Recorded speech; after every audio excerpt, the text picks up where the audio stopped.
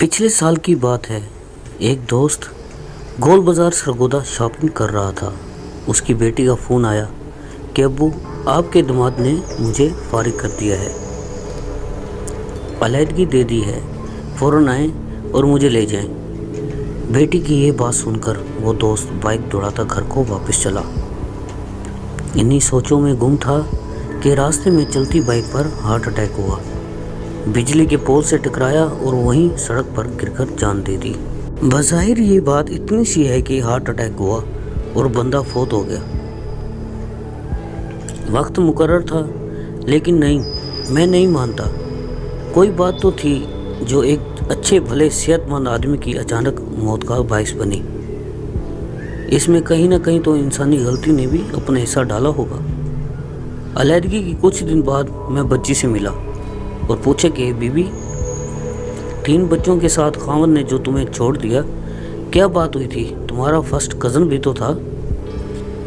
बेटी ने जो भी वजह बताई वो मुझे समझ नहीं आई। इल्ज़ामात की एक लंबी फहरिस्त थी, लेकिन वो साहबजादी मुझे कहीं भी ये ना बता सकी कि मामलात की बेहतरी के लिए ख़ुद उसने क्या किया। एक बात मैंने बतौर ख़ास नोट की कि मोहतरमा के हाथ में 1.5 लाख वाला आईफोन था। मरहूम दोस्त मेरे रिश्तेदार भी थे। इनका साबका दामाद आला तालीम याफ्ता और एक मोहतरम इदारे में स्कूल टीचर है। चंद दिन बाद मैं बतौर ख़ास उसे मिलने गया। पूछे कि जवान, तुम जो इतनी इंतहा पर पहुँचे, अपने बच्चे तक छोड़ दिए, क्या तुम्हें बच्चे प्यारे ना थे? हुआ क्या था? किस बात ने तुम्हें इतना मजबूर किया? वो बोला कि सर, मेरी 2 सालियाँ हैं, दोनों इंतहाई अमीर घरों में ब्याही हुई, कोठियों, कारों और नौकर चाकर वाली। जब भी मेरी बीवी अपनी बहनों को मिलकर आती, मेरे घर झगड़ा शुरू हो जाता। मुझे बात बात पर गरीबी के ताने मिलते।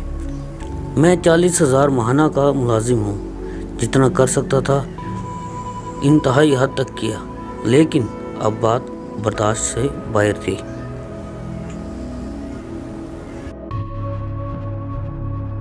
उसने मज़ीद कहा कि मुझे अपनी बीवी बहुत प्यारी थी।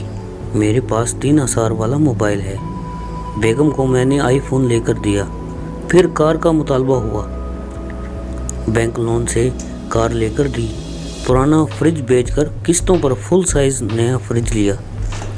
फिर एसी का कहा गया, एसी लेकर दिया। इसके बावजूद ताने ही ताने, मैं अपनी नज़र में ही हकीर बन चुका था। अलहदगी वाले माह बिजली का बिल 30,000 आ गया। 40,000 कुल तनख्वाह में से मैं क्या करता? 10,000 तो सिर्फ माहाना दूध का बिल बनता था। ऊपर से बेगम की फजूल की बातें। मैं पहले ही बेगम की पिछली लाह महदूद ख्वाहिशात से तंग था। बिल्कुल नाक में दम आ चुका था। फौरी झगड़ा उस बिल पर हुआ और बात इस इंतहा तक पहुंची। ये बात करते करते वो रो पड़े। सारी बात सुनकर मैंने अपना सर झुकाया और घर वापस आ गया। अल्लाह का शुक्र अदा किया कि मैंने अपनी बेटियों को, अपने बेटों को कम से कम ख्वाहिशात के साथ ज़िंदा रहना बताया। इस वक्त वो अलहदगी याफ्ता बेटी अपने शादीशुदा भाई के 3 मरला मकान के ऊपर वाले एक कमरे में रह रही है। जब बिजली बंद हो तो उस कमरे में बंदा ऐसे हो जाता है जैसे भट्टी में दाने भूनते हैं। ना ऊपर वॉशरूम है और ना किचन। बच्चे नीचे जाएं तो उनकी ममानी थप्पड़ लगाकर वापस ऊपर भगा देती है।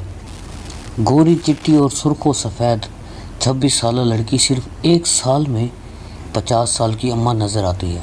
सुना है किसी प्राइवेट स्कूल में 9-10 हज़ार की नौकरी भी शुरू कर दी है। कहानी हकीकत पर मबनी है।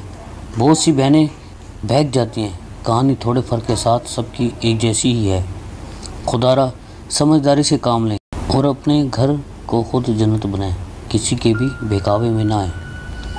अगर आपको हमारी ये वीडियो अच्छी लगी है तो प्लीज़ अपने इर्द गिर्द के दोस्तों में, रिश्तेदारों में इसको शेयर करें, लाइक और कमेंट लाजमी करें। ख्याल रखें। अल्लाह।